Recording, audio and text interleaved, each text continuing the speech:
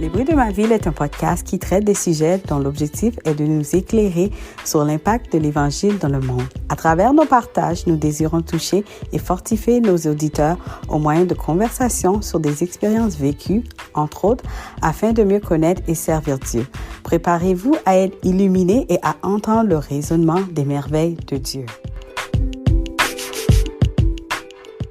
Bonjour à tous, contente d'être avec vous aujourd'hui pour un autre épisode des bruits de ma vie.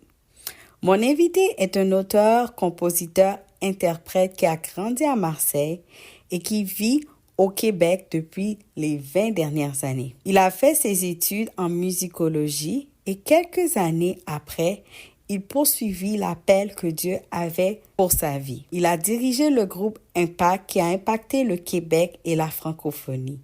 Il a aussi écrit les chants « Mon secours est en toi » et « Infiniment grand ». Il continue d'impacter en utilisant ses dons musicaux pour contribuer à la création musicale de divers projets.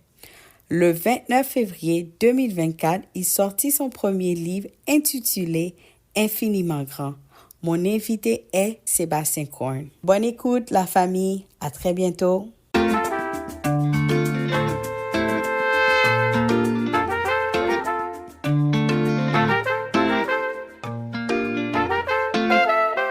Bon matin, Sébastien, comment ça va? Ça va très bien, merci beaucoup de me recevoir dans ton podcast. Quand je suis là, je suis vraiment très heureux, vraiment. Oui, moi aussi très honorée de t'avoir avec nous. Donc, c'est ça. Tout premièrement, j'aimerais que tu nous parles un peu de toi, où tu as grandi. Est-ce que tu viens d'une famille chrétienne? Je sais que plusieurs personnes te connaissent en tant qu'interprète, artiste, etc. Mais qui est Sébastien? Waouh, ça, je suis encore en train de le découvrir moi-même. OK. Je peux te donner quelques faits sur moi. Oui. Je suis né dans une famille chrétienne, dans le sud de la France, à Marseille exactement. Donc moi, je suis quelqu'un qui est né et qui a grandi proche de la mer jusqu'à l'âge de 20 et 22 ans. Où après j'ai bougé au Québec, à Montréal, donc sur la rive sud de Montréal, à Longueuil, pour faire des études bibliques. Après avoir complété à Aix-en-Provence d'abord dans le sud de la France des études en musicologie. Après j'ai ressenti vraiment un très très fort appel au service pastoral en fait, au ministère pastoral. Et donc c'est là quand je suis venu ici au Québec pour étudier en théologie pratique. Et voilà. Et puis maintenant ça fait 22 ans quasiment que je suis ici au Québec. Donc voilà, 22 Ouais, hivers. 22 ans. Donc, tu as dit comme ça que tu as grandi à Marseille, dans ta famille était chrétienne, et toi, est-ce que c'est tout de suite que tu as fait ta rencontre avec Christ en grandissant dans la famille ou c'est au fur du temps? C'est une bonne question en fait. Moi de mon côté, tu sais, comme j'ai rendu témoignage le jour de mon baptême, je me suis fait baptiser, j'avais à peu près 15 ans et j'ai dit cette chose-là, c'est pas parce qu'on est dans un garage qu'on est une voiture. Et moi, tu vois, c'est pas parce que j'étais né dans une famille chrétienne que j'étais moi-même chrétien pratiquant. Mhm, J'avais une foi active.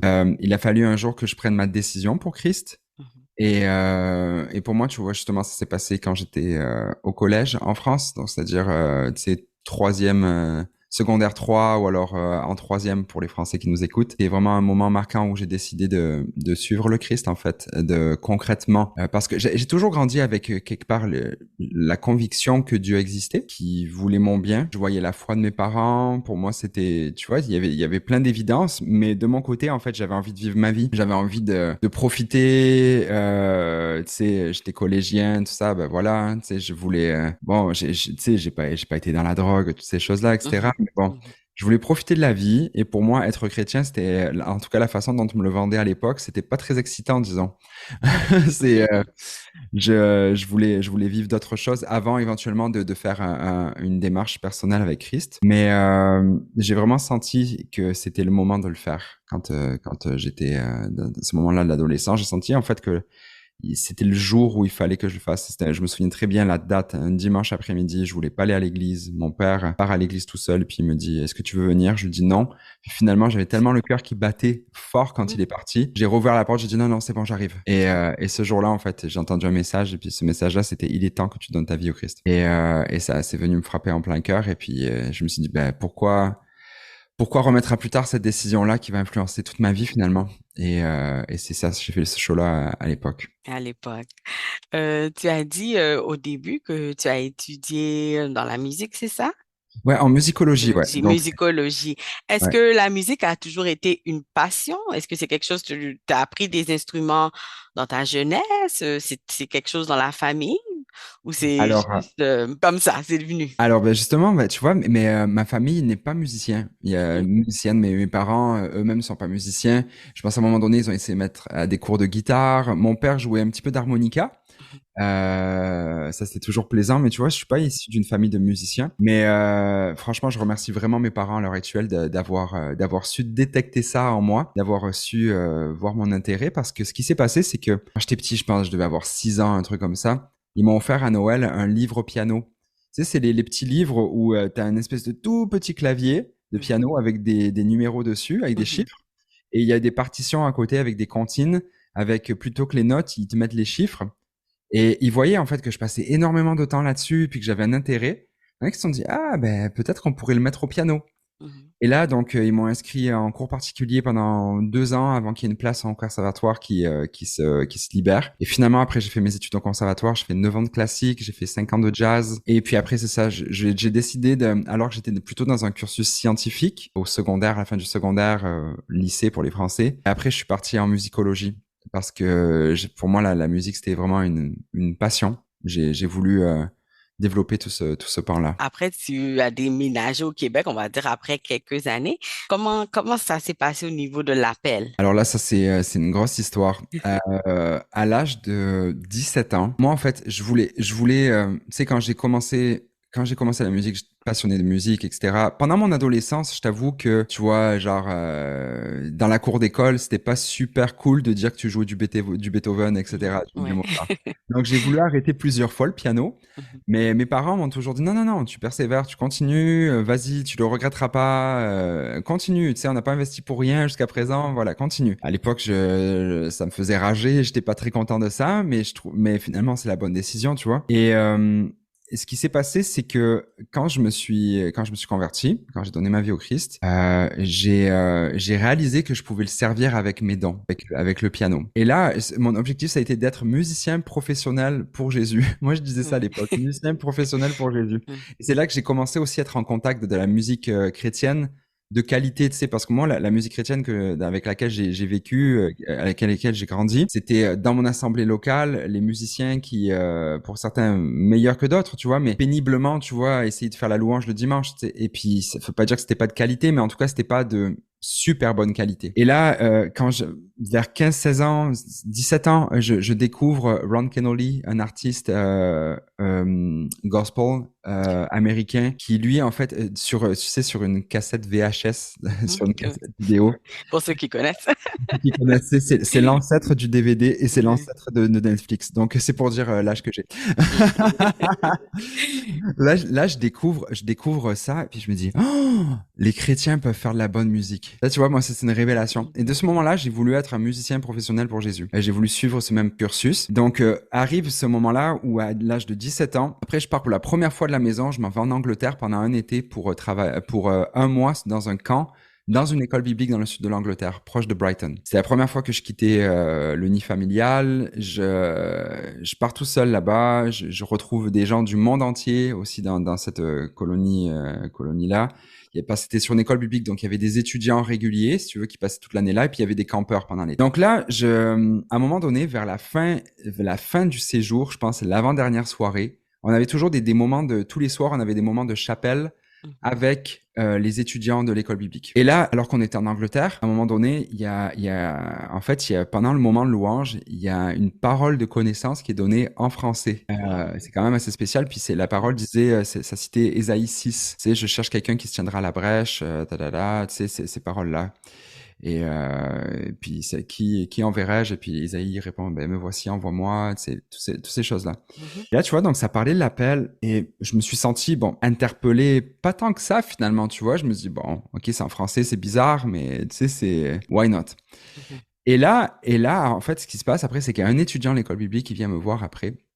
C'est un gars qui s'appelle Félix, qui était de la Côte d'Ivoire. Et il vient me voir, il me dit, hey, j'ai lutté toute la soirée pour te dire quelque chose qui avait sur mon cœur, mais j'étais pas certain que c'était vraiment pour toi ou j'étais pas convaincu. Puis là, cette parole-là m'a convaincu que c'était pour toi. Et il dit, peut-être que tu as rêvé tu veux être musicien professionnel, mais en fait, c'est pas forcément ça ton appel. Et en fait, tu vas être Dieu t'appelle dans le pastorat pour être un pasteur. Et moi, j'entends ça. Tu sais, faut toujours faire attention avec les paroles de connaissance dans ce genre-là. Tu sais, où il y a quelqu'un qui dit tu vas faire ça, parce que ça peut vraiment t'enfermer si ça résonne pas avec ce que tu es. Et, tu sais, les personnes peuvent se tromper, tu vois.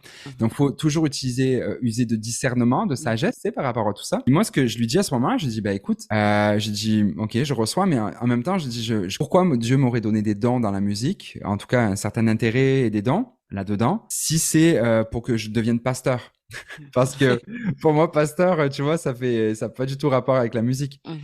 Et là, il me dit, la musique va avoir un rôle hyper important dans ton ministère, mais t'es pas juste appelé à être un musicien. T'as un rôle pastoral aussi à exercer là-dedans. Et là, faut se remettre dans le contexte 1998. Mes seuls modèles de personnes qui font de la musique et qui sont pasteurs, c'est mon pasteur à l'église qui péniblement essaye de conduire les chants, la louange, tu vois, le dimanche en battant maladroitement la mesure, tu vois. Et j'avais pas du tout d'exemple tu sais, les pasteurs louanges, ça n'existait pas à l'époque, en tout cas dans mon mouvement d'église, je n'en connaissais pas. Et donc, pour moi, tu vois, j'ai gardé cette parole-là, mais je me suis dit, bon, peut-être un jour, tu vois, et ce qui s'est passé, c'est qu'à travers les années, après, ben, Dieu a conduit les choses. J'ai commencé à servir déjà dans mon église locale, tu vois, parce qu'entre le moment où tu reçois des fois quelque chose, ben, et le moment où tu viens à ce que ça se réalise, ben, il faut se mettre en mouvement. C'est ça. Tu sais, moi, j'ai commencé à servir dans mon église locale. J'étais co-responsable de la chorale de l'église. C'était une chorale majoritairement avec les jeunes. Je faisais des arrangements. L'idée même pas encore la louange tant que ça. Non, je pense qu'on me l'avait proposé, mais je voulais pas. Bref, c'était. Mais j'ai commencé à servir aussi dans des petits groupes de louanges à droite à gauche, tout ça. Et au fur et à mesure, en fait, ce qui s'est passé, c'est que j'ai rencontré Luc Dumont, qui est un de mes mentors, en fait, il est passé en concert dans ma ville à un moment donné, une soirée de louange, et puis j'étais allé le voir à la fin. Je lui dis, hey Luc, j'ai reçu un appel à servir Dieu, je sais pas par quel bout le prendre. Il me dit, tout ce que ta main trouve à faire, fais-le. Il m'avait répondu ça, tout ce que ta main trouve à faire, fais-le. Et moi, ça m'était resté. Donc, ce que j'ai fait à ce moment-là, c'est j'ai dit oui à tout à peu près. En fait, ce que je réalise, c'est la force du oui. Tu sais, quand on dit oui à Dieu, quand on dit oui aux opportunités, c'est incroyable en fait ce qui peut s'activer dans nos vies. Tu sais, des fois, on n'ose pas dire oui. Et, tu sais, et moi, à ce moment-là, j'ai vraiment saisi les opportunités. Ah bon, après, j'ai découvert qu'il fallait aussi agir avec sagesse, et j'ai découvert la force du non. Parce que si tu dis oui à tout, forcément, tu étais en train de dire non à quelque chose d'autre qui est peut-être des fois plus important.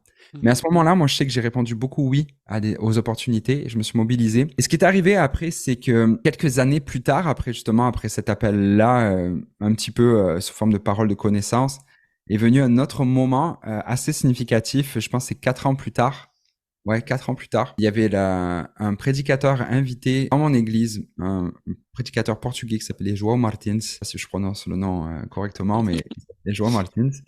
Et là, c'était dans une rencontre de jeunesse. Moi, j'étais impliqué dans l'équipe de louange, comme je faisais la guitare acoustique. Et à un moment donné, il s'approche, en fait, c'était l'appel à la fin. Et moi, je sais que dans mon cœur, à ce moment-là, il y avait vraiment un désir pour plus. Je sentais que c'était une saison où Dieu m'appelait à plus. Et puis qu'il y avait quelque chose, tu vois, qui se passait dans ma vie. Puis c'était une période charnière pour moi. Et là, il vient à l'appel, puis il a pas prié pour beaucoup de personnes, en fait. Puis il vient à l'appel, et puis là, il prie dans mon oreille. Et il prie, tu sais, Seigneur, tu fais rentrer dans une nouvelle saison, voilà, tu sais. Puis à ce moment-là, il y a une conviction forte, mais vraiment forte, de de partir à l'école biblique, en fait. Et on se regarde avec mon épouse à l'époque, et c'était très très fort sur notre cœur. Et là, le lendemain matin, en fait, ça a été un week-end de destinée. Où le lendemain matin, on était de louange, et là, il y a un autre pasteur invité le dimanche matin qui est là, et puis il apporte une parole de connaissance, mais même pas sur nous. Il dit, parce qu'en fait, c'est ça, à ce moment-là, on avait posé une question précise à Dieu: est-ce qu'il faut y aller? Est-ce qu'il faut aller à l'extérieur du pays? Parce qu'on s'est dit, est-ce qu'on va en Angleterre? Est-ce qu'on reste ici en France? Est-ce qu'on va au Québec? L'Angleterre, on l'a viré. Très tôt des propositions, mais le Québec et la France, en fait, on hésitait entre les deux. Et ce qui s'est passé à ce moment-là, c'est qu'il y a une parole qui dit, ben, Tu as posé une question précise à Dieu ce matin et le Seigneur te répond va. Non pas par la vue, mais par la foi, mais va. Donc ça, c'était une espèce de grosse confirmation. Et juste après, alors qu'on se posait la question, ben, est-ce qu'on va au Québec ou ici? Ben, le prédicateur ouvre la parole dans Genèse 12, verset 1. Il dit, le verset ce matin, c'est l'Éternel parle à Abraham, il lui dit, va, quitte ton pays, va dans le pays que je te montrerai. Et là, pour nous, c'était évident. Il fallait quitter le pays, il fallait... Donc, tu vois, c'était comme... on a l'impression, tu vois, que c'était un week-end de destinée où là, boum, il y a tout qui s'est enchaîné. Puis tout s'est bien enchaîné après en termes même les finances, les garanties, tu sais, toute l'immigration, tout ça, Oui. c'est bien fait. Ça, c'était le mois de mars. Et puis finalement, mois d'août, c'était le départ au Québec. Donc Je voilà. sens dans tout ce que tu as dit, il y a le temps de Dieu aussi. Donc, Ouais, quand c'est c'est ça. le temps et vous aviez dit oui, mais les Ouais, choses se sont accélérées. Et ouais, puis, tout de suite, parce que des fois, là, ça prend beaucoup de temps quand même, hein, de ouais. mars à août. On a vu que Dieu a vraiment agi très rapidement. Donc, je vais avancer un peu Ouais. avec toi. Donc, si je peux le dire comme ça, tu as marqué le monde francophone, tu as marqué le Québec avec le groupe Impact. Juste, je voulais juste avoir un petit survol sur le groupe, son histoire et l'impact. Pour être Ouais. très honnête avec toi, Sébastien, moi, je j'ai pas connu Impact. Ah oui. J'ai grandi en Ontario, donc plus dans Ouais, le anglophone. Non, ouais. moi, c'est après, je peux dire, il y a peut-être 3, 4 ans de cela qu'une amie camerounaise m'a parlé d'impact. Moi, j'étais vraiment comme un peu comme, oh, OK. Donc, après ça, j'ai écouté les chants et tout. Donc, c'est ça. J'aimerais juste savoir comment ça s'est fait, comment tu as vécu les tournées, la tournée en groupe. Et je suis sûre que les auditeurs aussi aimeraient avoir des petites anecdotes. Ah, ouais, les Ouais. insides de tournée. Oui, On dit tout le temps, ce qui se passe en tournée reste en tournée. oui, oui. Non, mais en fait, Impact, c'est une aventure assez extraordinaire. C'est vraiment des belles aventures de ma vie. Euh, Ça a commencé quand je m'impliquais. En fait, je suis arrivé au Québec à l'église Nouvelle Vie, donc sur la rive sud de Montréal, une grosse église sous le leadership du pasteur Claude Wood. Et là, j'ai commencé à servir dans l'équipe de louange, ça jusqu'au jour où on m'a proposé de prendre la responsabilité de la musique de la jeunesse, en fait, le groupe jeunesse qui s'appelait Impact Jeunesse. Donc tous les vendredis soirs, il y avait à l'époque, il y a eu 400, tu vois, il y avait 400 jeunes qui se réunissaient au pic de cette époque-là, 400 jeunes à peu près le vendredi soir. Et moi, on m'a demandé donc d'être le pasteur finalement de l'équipe de louange et d'organiser toute la musique pour les rencontres de jeunesse. Et ce que j'ai fait, c'est que j'ai commencé ce ministère-là avec un jeûne et prière de 21 jours. Et je voulais vraiment, tu sais que un petit peu dans le modèle de Jésus, tu vois, qui avant de commencer son ministère public, qui va au désert et puis qui passe du temps dans le jeûne et la prière. Je voulais que mon ministère aussi, concrètement, c'est la première grosse opportunité, tu vois, de servir dans un ministère pastoral. Je voulais que ça soit ouvert, c'est inauguré à travers un jeûne et prière. Et je voulais que Dieu me parle, en fait, d'avoir une vision, tu vois, et ce qui est apparu, ce qui est sorti après tout ça, c'est vraiment l'idée dans les discussions qu'on a eues avec l'équipe, je me souviens avec Dan Huiten aussi qui était là à l'époque, c'était un chant nouveau pour une nouvelle génération. Un chant nouveau pour une nouvelle génération. Et ce que je voyais, c'est que c'est deux choses. Donc, un chant nouveau, une nouvelle génération. Nouvelle génération, je voyais qu'il y avait plein de jeunes que Dieu en fait, m'avait confiés finalement. Plein de musiciens talentueux, d'autres en développement. Et ils avaient besoin qu'on investisse en eux au niveau musical, mais au niveau spirituel aussi. Je voulais vraiment former des musiciens qui étaient premièrement des adorateurs qui jouaient de la musique, tu vois, plutôt que des musiciens qui adoraient. Tu vois, donc je me disais, ça prend une nouvelle génération, tu sais, que nos motifs soient bons, que tu sais, que notre cœur soit à la bonne place, etc. Et d'investir en eux. Donc tous les jeudis soirs, tous les 2 semaines, on se faisait des workshops où je les enseignais à la fois dans la parole, et puis aussi il y avait un moment de pratique, j'avais des musiciens ressources qui investissaient dans les autres, il y avait des systèmes de mentorat, etc. Franchement, tout le monde s'est développé de cette façon-là. Et aussi, un chant nouveau. Pourquoi un chant nouveau? Parce que en francophonie, il y a énormément de traductions de chants de l'anglais.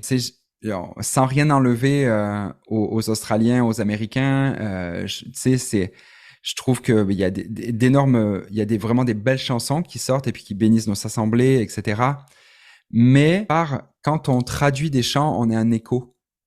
Quand on compose des chants, on est une voix. Et je pense qu'en fait, à ce moment-là, moi, ce qui était vraiment sur mon cœur, c'était la francophonie a besoin de beaucoup plus de voix. Parce que les gens ne chantent jamais aussi fort que quand les compositions sont faites dans leur propre langue. C'est comme ça. Moi, je sentais vraiment qu'il y avait une vocation à notre équipe de louanges à mettre des mots et des mélodies sur les prières et les aspirations de la jeunesse francophone. Tu vois, je sentais vraiment qu'il y avait cet appel-là qui était sur notre cœur. Et donc, on a commencé aussi à faire des workshops de composition, tu vois, où, tu sais, je disais, bon, ben, ceux qui ont des compos, allez-y, shootez-les moi, je compose avec d'autres personnes, tout ça. Et c'est à cette époque-là que j'ai composé Infiniment Grand. Mm. Cette chanson-là, ben, tu vois, c'est 2006 quand même. Mhm. Ça fait maintenant 18 ans que cette chanson, Mhm. et puis elle est toujours dans le top 20 des chansons les plus chantées dans les églises francophones, tu vois.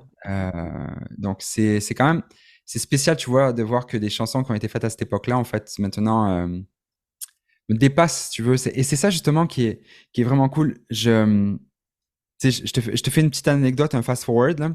Mhm. Maintenant, en fait, il y a pas tout le monde qui connaît Sébastien Korn. Il y a plus de gens qui connaissent Impact que Sébastien Korn déjà, premièrement, Mhm. parce que le groupe, je pense qu'il a vraiment marqué les gens, Mhm. notamment à travers les tournées. Puis on pourrait y revenir. Mais tu vois, Sébastien Korn, des fois, les gens, ils se disent, bah, c'est qui? Et la dernière fois, je suis dans un avion, je fais un vol Montréal-Paris, et juste devant moi, il y a un gars qui a une casquette avec marqué Jésus devant, tu sais, sur la casquette. Je me dis, lui, il doit être chrétien. C'est sûr. J'ai pris une grosse chance et je lui dis, ouais, à un moment donné, tu sais, il se lève et puis je dis, hey, est-ce que t'es chrétien? Ça, il dit, ouais, ouais, tout ça. Donc, on commence à parler un petit peu, je lui pose des questions sur d'où il vient, de quelle église fréquente, etc. Il me dit qu'il fait un petit peu de musique, tout ça. Et puis après, à un moment donné, il dit, mais ouais, mais t'es qui, toi? Tu fais quoi? Je dis, ben, je suis Sébastien Korn. Et je m'attendais à une réaction de sa part. Mhm. Tu sais, genre comme s'il allait obligatoirement me connaître, tu vois. Et puis, je voyais qu'il me connaissait pas, il connaissait pas le nom. Et là, je dis, groupe Impact. Il dit, je vois qu'il, tu sais, il connaissait pas.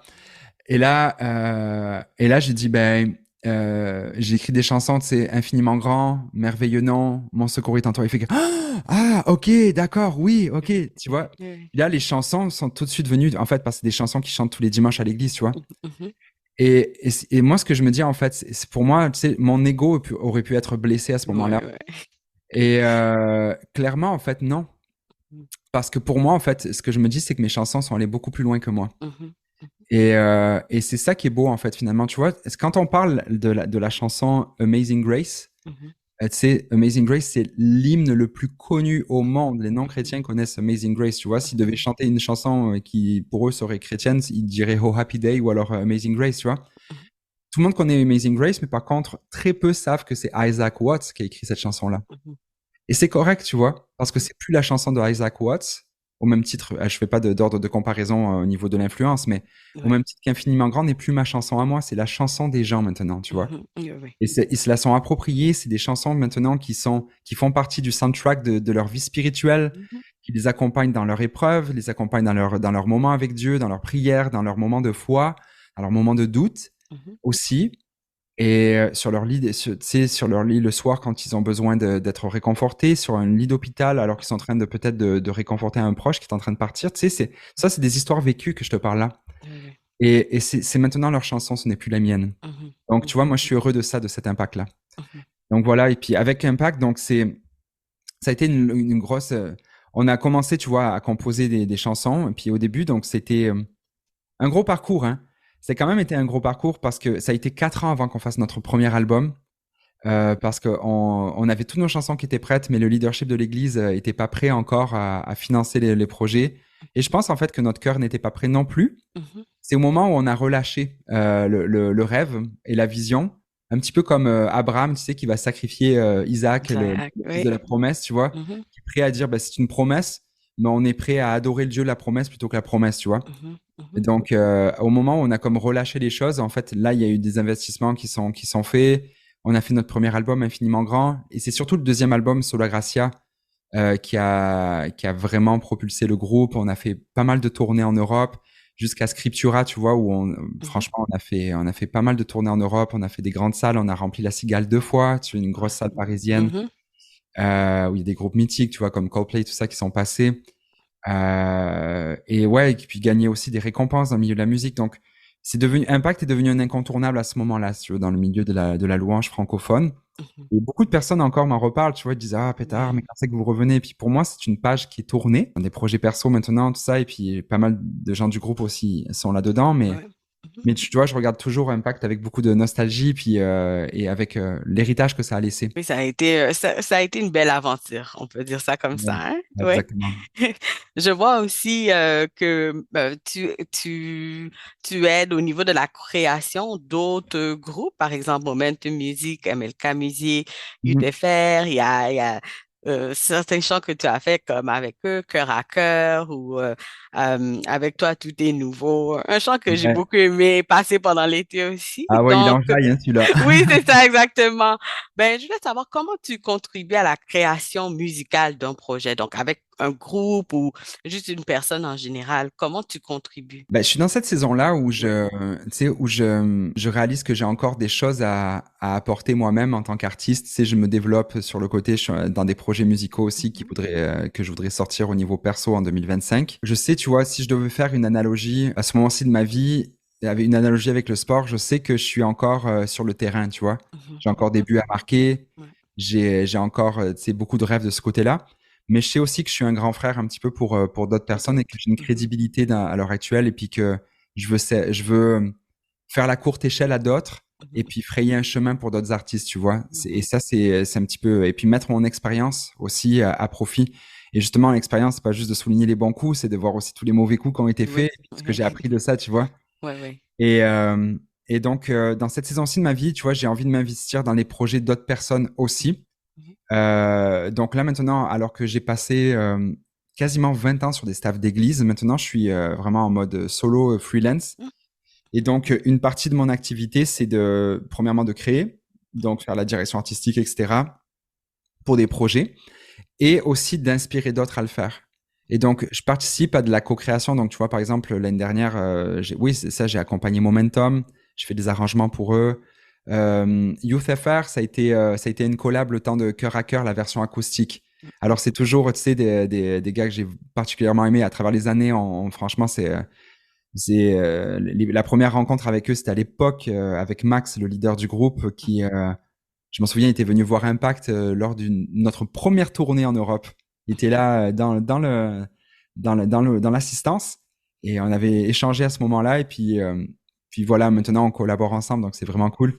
mhm. Et, euh, et tu vois, puis j'ai fait des arrangements pour Dan Huiten cette année, sur son album qui sort là, Entre ciel et terre, non, sur le ciel, non, sur la terre comme au ciel. C'est ça Mhm. son projet. Donc moi, je fais des arrangements. Donc, et avec MLK, en gros, moi, ce que je suis, c'est que je les aide à bâtir un label de musique, MLK Music. Ok. Et donc, je forme tous leurs songwriters là-bas. Mhm. Et je collabore avec eux pour l'écriture des chants. Et donc là, on s'en vient avec un EP qui va sortir d'ici l'été. Ok. Donc voilà, donc c'est vraiment mon rôle, c'est de m'investir dans les projets des autres. Et comment je fais en gros, ben, c'est que ça va se faire souvent sous forme de, ben, soit les gens m'appellent pour que je fasse des arrangements pour eux, chose que je fais de moins en moins. Je sélectionne Mhm. vraiment beaucoup mes projets. Ouais. Et en écriture aussi, tu vois, ben, de m'investir puis de dire avec tel artiste, si jamais ils ont des besoins, ben, hop, on contribue ensemble. J'aime beaucoup les séances de coécriture. Ok. J'en ai fait, tu vois, par exemple, avec Sam Olivier, tu vois, pour le projet de la Chapelle Musique, la Mhm. chanson J'essaierai encore. Pour moi, c'est les collaborations, c'est super riche parce que tu mélanges deux univers et deux personnes qui voient Dieu d'une façon différente et qui voient la vie d'une façon différente aussi. Et tu mélanges ces univers-là et puis je trouve que ça apporte une richesse profonde. Donc voilà, j'aime vraiment collaborer avec d'autres artistes, c'est très beau. En parlant de ça, à la fin de 2023, on a vu un logo qui est sorti mauve sur tes Mhm. réseaux. Ouais. Donc, je sais que tu as pu sélectionner 10 artistes. Donc, tu continues, mais au travers, enfin, au travers de tes réseaux, de qu'est-ce que tu fais. Maintenant, tu accompagnes 10 artistes, c'est ça? Oui, en gros, Mauve, c'est né d'une volonté pour moi. Luc Dumont m'a dit, toi, avec Impact, t'as pas juste fait de la musique, t'as inspiré d'autres personnes à faire de la musique. Mhm, Et ça, tu vois, moi, c'est quelque chose, je me dis, ouais, c'est vrai. Et je sais qu'à travers les années, souvent les personnes venaient me voir pour me demander des conseils par rapport à leur projet. Qu'est-ce que tu penses? La question que je me faisais poser le plus souvent sur mes réseaux, c'est Seb, qu'est-ce que tu penses de ma chanson? Est-ce que tu peux m'apporter des retours? Ou alors j'ai un projet, j'aimerais enregistrer ma musique, je sais pas par quelle boule prendre, c'est quoi tes meilleurs conseils? Et j'ai vu qu'il y avait un besoin là-dedans. Ouais. Les gens venaient naturellement me voir parce qu'il y a pas mal d'artistes qui émergent et puis qui savent pas la feuille de route et puis ils veulent avoir l'aide de quelqu'un qui est déjà passé par là, si tu veux. Et moi, je me suis dit, OK, il faut que je fasse quelque chose parce que j'arrivais pas, si tu veux, à répondre à la demande comme ça. Et puis je me disais, je peux donner quelques conseils, mais ce qui fait vraiment la différence, c'est quand tu accompagnes quelqu'un sur du long terme. Et donc, c'est ça qui m'a donné l'idée de lancer Mauve, finalement. Mauve, pourquoi? Parce que Mauve, c'est le fait d'être remarquable. C'est tiré d'un bouquin de Seth Godin, qui est un expert marketing, qui parle de la vache mauve. C'est que si tu veux être remarquable, au milieu d'un pâturage, quand les vaches sont toutes noires et blanches ou brunes et blanches, ben, il y en a aucune qui se remarque. Par contre, si tu as une vache mauve au milieu du pâturage, ben là, tu vas la remarquer. Et à l'heure actuelle, dans le milieu de la musique, étant donné qu'il y a énormément d'offres, on parle de 60 à 100 000 chansons par jour qui sont uploadées sur Spotify, sur les plateformes. Donc, c'est énormément de musique, beaucoup plus que le consommateur moyen peut écouter. Donc, l'idée, c'est que pour percer à travers le bruit, des fois, il faut savoir être remarquable. Et être remarquable, c'est quoi? C'est de se trouver soi-même, ce qui est remarquable en nous. Ça suffit pas de faire de la bonne musique à l'heure actuelle. Il suffit de faire de la musique. Il faut faire de la musique qui est remarquable, donc alignée avec soi-même. Et donc, moi, ce que j'accompagne, ce que je fais, c'est que finalement, j'ai sélectionné 10 artistes. J'ai eu, je pense qu'il y a à peu près 200 personnes qui ont répondu. Il y a eu un engouement. Ouais, vraiment, il y a eu un gros engouement. Et puis, Ouais. je cherche encore des façons de pouvoir servir tout le monde là-dedans. Mais c'est ça, donc il y a eu à peu près 200 personnes qui ont manifesté leur intérêt.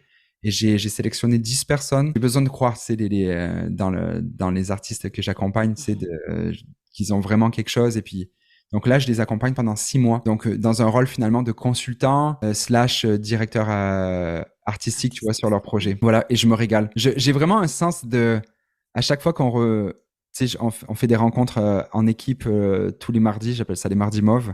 Ouais.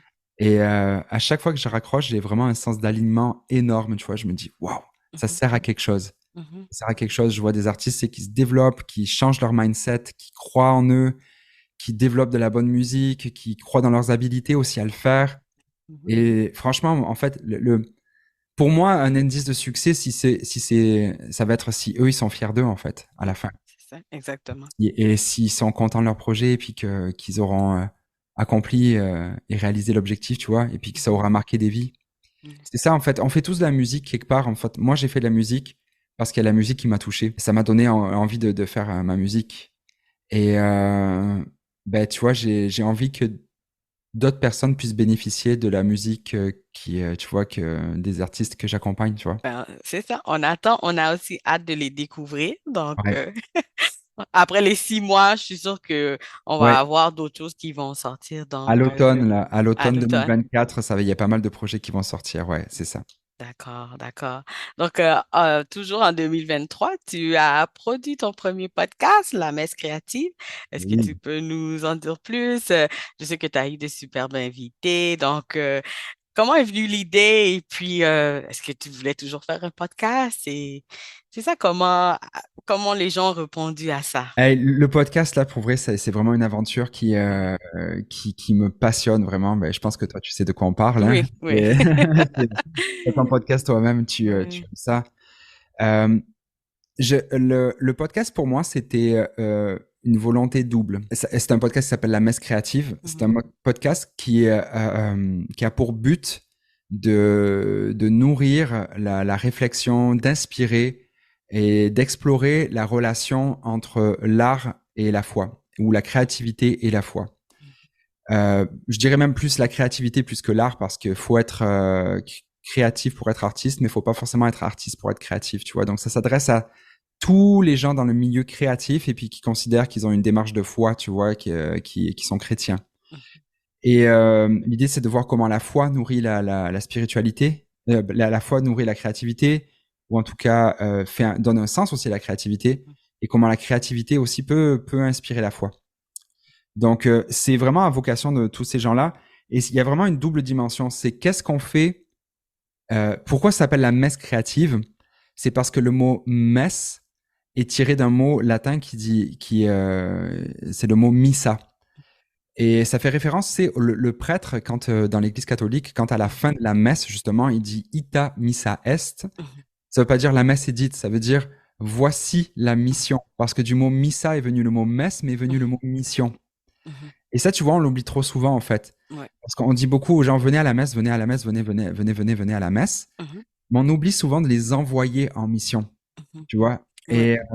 Et moi, en fait, je voulais que ce soit un espace Mhm. qui permette justement de voir comment on vit en tant que créatif la liturgie, le moment, comment on développe la créativité au niveau de l'Église pour faire en sorte que quand on se réunit, ben, ça puisse être beau, que ça puisse être Mhm. esthétique et spirituel, Ouais. mais comment aussi ça pouvait se manifester pour des artistes qui servent à l'extérieur de l'Église, en fait. Ouais. Tu vois, parce que 90% des gens à l'Église ne servent pas à l'Église. Mhm. C'est 90% sont, en fait, c'est des chrétiens du lundi au samedi. Qu'est-ce que tu fais avec tes dons, avec tes talents quand tu es un créatif du lundi au samedi? C'est vrai.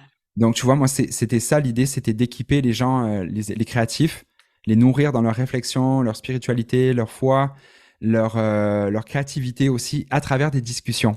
Et justement, donc, pour moi, la discussion, c'est vraiment énorme dans le sens où j'ai reçu des personnes vraiment hyper inspirantes sur le podcast.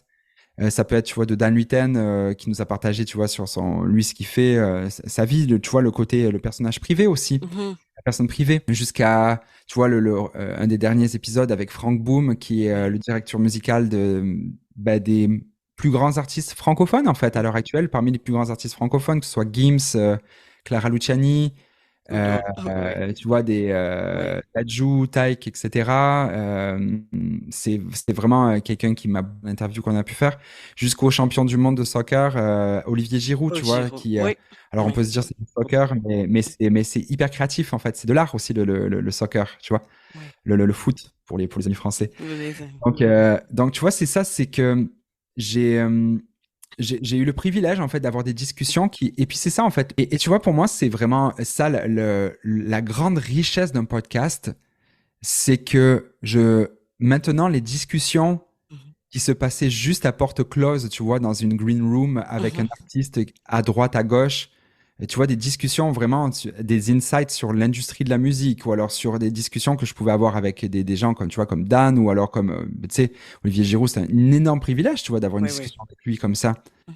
Mais maintenant, ces conversations-là, elles dépassent le cadre des portes closes, justement, et Mhm. puis elles sont rendues publiques. Donc moi, ce que je voulais, c'est rendre public des discussions que j'ai eues avec des personnes qui m'ont moi-même marqué et qui m'ont fait avancer, et puis de se dire dans une démarche de générosité, de dire, ben, j'en ai bénéficié, elles m'ont bâti ces discussions-là, j'en ai bénéficié. Donc, comment je peux faire bénéficier de ces conversations-là et inspirer plus de personnes à travers le podcast? C'est vraiment ça l'idée derrière le podcast, la messe créative. OK, super. Merci pour les auditeurs. Allez voir ça. C'est super. C'est super. Donc, le 29 février 2024, tu as sorti ton premier livre, Infiniment grand. Donc, Ouais. est-ce que tu peux nous en dire plus et nous parler de l'aventure de ce livre et pourquoi tu voulais écrire un livre? Ça en fait des projets, hein, depuis tout à Oui, l'heure. ça en fait, il y en a beaucoup. En fait, c'est le moment où, tu sais, où je réalise qu'il y a vraiment beaucoup de projets qui sortent là. En fait, tous les projets que j'ai commencé à réfléchir depuis 2018 finalement, et puis que j'ai vraiment démarré en 2022 quand je me suis lancé solo, ils sont en train d'accoucher là maintenant là. Donc je Mhm, me sens comme un accoucheur là en ce moment. C'est vraiment hyper stimulant. ouais, Mais le livre, pour moi, c'est un moyen de raconter l'histoire, mon histoire quelque part, mhm, ou en tout cas de oui, c'est ça, jusqu'à maintenant. Tu sais, j'ai eu 40 ans il y a 2-3 ans, et tu sais, 40 ans, c'est le moment des bilans. Et tu fais le bilan sur ta vie, puis tu regardes la prochaine étape. Et pour moi, en fait, je me disais, je voulais, ça fait un moment que je voulais écrire un livre, mais je me suis dit, je n'écrirai pas avant 40 ans parce que pour moi, je serais pas crédible avant. Tu vois, ouais, ouais. bon après, on peut écrire des livres quand on a 20 ans, tu sais, il y a aucun problème. Mais moi, en tout cas, étant donné qu'il y avait une portion quand même témoignage ou alors, tu sais, rétrospective aussi, je voulais, tu sais, avoir quelque chose de solide et concret à laisser. Donc ça s'est fait dans les 2 dernières années finalement. Et ce livre, c'est une aventure et en gros, c'est comme il est structuré, c'est que je parle de 20 chansons que j'ai écrites ou coécrites. Donc c'est un chapitre, une chanson. Pourquoi? Parce que les gens ne me connaissent pas comme Sébastien Korn, comme on le disait tout à l'heure, mais les gens connaissent mes chansons. Et mes chansons sont allées beaucoup plus loin que moi où je suis allé, tu vois. Et l'idée, c'était de dire, et à chaque fois en fait que je fais un concert et que j'introduis une chanson en racontant l'histoire, c'est immédiat en fait. Les gens viennent me voir à la fin du concert, ah pétard, on savait pas que c'est cette histoire-là qui avait inspiré ce chant. Du coup, on est encore plus captivé, on comprend mieux pourquoi, tu vois. Et en fait, tous les chants que j'ai écrits, ils naissent d'un désir profond de raconter une histoire. C'est un chant, c'est une histoire. Tu fais cheminer les gens d'un point A à un point B. Et la force d'une grande chanson, c'est que les gens ont l'impression que tu es en train de parler d'eux. Tu sais, quand tu écoutes une chanson, toi, j'en suis sûr que Oui, ça te dit quelque part, hey, il est en train de dire, il est en train de mettre des mots et des mélodies sur les choses que je n'arrivais pas à décrire et à exprimer. c'est vrai. Tu vois, c'est ça la force. Et en fait, ce que je me suis rendu compte, c'est que pour moi, en tant que compositeur, la pire façon dont je pouvais créer cet effet, c'est en pensant aux autres. En fait, moi, quand je compose, je pense pas aux autres. Je pense, qu'est-ce que je vis au plus profond de moi? C'est quoi l'histoire? En fait, c'est quoi la douleur que je veux, que je veux guérir? C'est quoi la prière que je veux exprimer? Et en étant autant personnel, finalement, je me rends compte que ça devient universel. Ça vient parler à d'autres personnes. Et c'est ça, en fait, si tu veux, c'est que j'ai vécu des histoires, j'ai vécu tu sais, que ce soit à travers le deuil de personnes proches, mon père, mon cousin, tu vois, mon cousin qui s'est tué dans un accident de moto il y a quelques années de ça, ça a inspiré la chanson Mon secours est en toi. La chanson Alléluia que j'écris il y a pas longtemps pour Sandra Kwame et Dena Moana, tu vois, elle a été composée alors que mon père était atteint d'un cancer, tu vois, et puis qu'il en est décédé il y a 2 ans maintenant. Euh, Tu vois, donc c'est des chansons qui ont accompagné des périodes sombres de ma vie, euh, en tout cas qui ont mis des mots MAUX ou des mots MOTS sur les mots que je vivais à l'époque, MAUX. Euh, je sais que, tu vois, ça met un baume aussi, ça met des mots MOTS sur, tu vois, sur les prières d'autres personnes ou sur les souffrances d'autres personnes. Et donc, je voulais raconter ça. Et puis aussi, ça parle des réflexions que j'ai eues par rapport au milieu de la musique. Tu sais, j'y parle, c'est de ce que j'ai parlé tout à l'heure par rapport le fait de composer versus traduire des chants, mes aspirations, en fait. Donc, c'est certain qu'il y a une dimension autobiographique au livre, mais il y a aussi une grande portée inspirationnelle. Et c'est pas un livre juste à l'attention des musiciens, tu vois, ou des leaders de louanges, pas du tout, en fait. C'est que les gens me connaissent comme quelqu'un qui a écrit des chansons, qui les accompagnait pendant leur vie spirituelle, pendant leur démarche de foi. Et c'est vraiment fait pour tous ces gens-là, en fait, pour tous les chrétiens qui ont besoin d'inspiration. Et c'est vraiment très inspirant. Les retours que je reçois à l'heure actuelle, c'est on est scotché, on l'a lu d'un bout à l'autre, on s'ennuie pas. Donc c'est ça, ça se lit en quelques heures et je suis vraiment heureux des retours déjà. Tu vois, ça inspire. Est-ce que tu peux nous dire où on peut retrouver le livre? Oui, le livre est disponible sur le site pour tous ceux qui sont en France, en Europe, etc. Donc c'est sur premièrepartie.com, première partie comme ça s'écrit IE à la fin.com, ou à la Fnac ou sur Amazon aussi. Et aussi au Canada, ça va arriver sous peu auprès des distributeurs dans les librairies, aussi dans toutes les librairies chrétiennes en France. Il y a un très gros réseau de distributeurs qui l'ont et de librairies. Donc allez encourager votre librairie locale, c'est toujours très apprécié. Et ici au Québec, ça va arriver sous quelques semaines. Donc, au moment où on se parle début mars, ça va arriver sous quelques semaines. On a un sous-éditeur ici qui va faire tout le travail. Mais ça va être aussi dispo sur Amazon ici aussi au Québec, là, Au dans pas Québec, au longtemps. Canada aussi. OK. Voilà, voilà. Super. Donc, j'ai une dernière question pour toi. Est-ce qu'on aura l'opportunité de te revoir plus souvent sur scène? Eh ben justement, c'est une très bonne question. Mhm, Je suis en train de préparer justement une série de concerts en France et je mhm, lance ça le 22-23 mars à Paris mhm, au Temple du Marais, vraiment un endroit mythique, une salle toute faite en rond. mhm, Donc, et ce que j'ai envie dans cette saison-ci, c'est d'explorer des nouveaux concepts liturgiques, c'est-à-dire de revenir sais, on a beaucoup mis, donc ça, j'ai créé un concept qui s'appelle la table pour les tournées.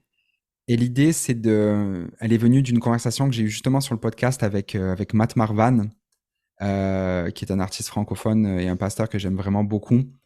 Et il m'a dit, le problème, c'est que beaucoup d'églises ont bâti des stages, mais ont oublié la table. Mhm. Et la table, en fait, c'est l'endroit où tu bâtis la famille. Et puis la famille, tu sais, l'église, c'est une famille. Ouais. Et je pense que quand on bâtit des stages, on a besoin de pions, tu vois. Mais quand on a bâti une table, on a besoin de pairs. Mhm. Et, et c'est ça que je voulais, tu vois, moi, c'est rebâtir la table, ne pas avoir la dichotomie ou alors la séparation entre le stage, l'estrade et puis l'assemblée. Mhm. Parce que je vis trop souvent, en fait, je vois trop souvent dans nos assemblées, des fois, une déconnexion entre ce qui se passe sur l'estrade et puis ce qui se passe dans l'assistance, en fait, finalement. Et Mhm. puis, tu vois, je parle d'assistance alors qu'on devrait pas. On devrait Mhm. plus parler d'église, tu vois. Et Mhm. j'ai envie de ramener le nous, j'ai envie de ramener la communauté. Donc, c'est un concept 360 ou 180 degrés, dépendamment la configuration, où il y a une table au milieu, il y a moi et mes musiciens juste autour, Mhm. et il y a les gens tout autour, tu vois. Donc, c'est Oui. vraiment un concept très communautaire, finalement. Mhm. Mais on va vivre quelque chose qui est pas juste, tu vois, c'est pas juste acoustique, c'est pas Seb et sa guitare ou Seb et son piano, non, pas du tout. Je suis en train de refaire toutes mes chansons, de bosser avec deux arrangeurs, Estienne Ril et puis Benjamin Nussbaumer de Stereo Snap. On est en train de travailler sur des nouveaux arrangements de toutes mes chansons, en fait. Et de les mettre et c'est ça, de recréer quelque chose, une expérience qui est à la fois sensorielle, vraiment très très forte et très spirituelle aussi, et qui fait du sens. Donc voilà, donc ça va être le 22-23 mars à Paris. C'est proche des sold out sur la date du samedi, donc ça c'est vraiment cool. Et j'ai hâte de vivre ça et puis après de le tourner en France, en Belgique et en Suisse. Et Mhm. pourquoi pas au Canada aussi. Oui, oui, Ouais. on t'attend. Oui, ce serait bien. Donc, super, merci beaucoup. Est-ce que tu as un dernier mot pour nos auditeurs, pour les encourager? Oui, moi le mot que je dirais, c'est j'ai infiniment grand. C'est sûr que c'est la chanson qui a démarré ma carrière finalement. Mhm. Et c'est le titre de mon livre, c'est certain, parce qu'il fait appel c'est à Dieu en fait. Ça parle de lui. Mhm. Ça parle de lui. Il est infiniment grand. Et ce que je dirais, c'est que aussi pour tous nos auditeurs, c'est que le Dieu infiniment grand, en fait, pour reprendre les paroles de la Bible, il peut faire infiniment au-delà de tout ce qu'on peut penser ou espérer. Donc, ne limite pas ta foi, parce que tu as une foi qui est ancrée dans le Dieu qui est infiniment grand. Donc, des fois, tu sais, on a beaucoup de pensées limitantes. Ah, Dieu peut pas faire ça, Dieu peut pas faire ça. Mhm. Moi, quand je regarde mon parcours, franchement, j'étais loin de ça il y a 20 ans de me douter de tout ce que j'allais vivre, en fait. Mhm. Dans les bons et dans le mauvais moment aussi, tu sais. On ne sait jamais la vie, ce qu'elle devient. Mais tu sais, j'ai vécu vraiment des choses extraordinaires aussi dans les dernières années. Et c'est pas de faire l'évangile de la prospérité ou quoi que ce soit, tu sais, de dire ça, mais je crois que des fois, en fait, on se limite trop dans nos pensées sur ce que Dieu peut faire avec nous. Mais je crois qu'il y a rien de tel que Dieu peut faire quand on lui dévoue sa vie vraiment et qu'on se dit, hey, je te fais confiance et je réponds oui à ce que tu as pour moi. Donc, c'est ça. Répondez oui à Dieu, puis vous allez être surpris de là où il peut vous amener. Super. Merci beaucoup, Sébastien. Merci pour ton temps et merci pour cette riche entrevue avec toi. Sois béni. Merci beaucoup, toi Oui, aussi. merci. Bye bye. Merci.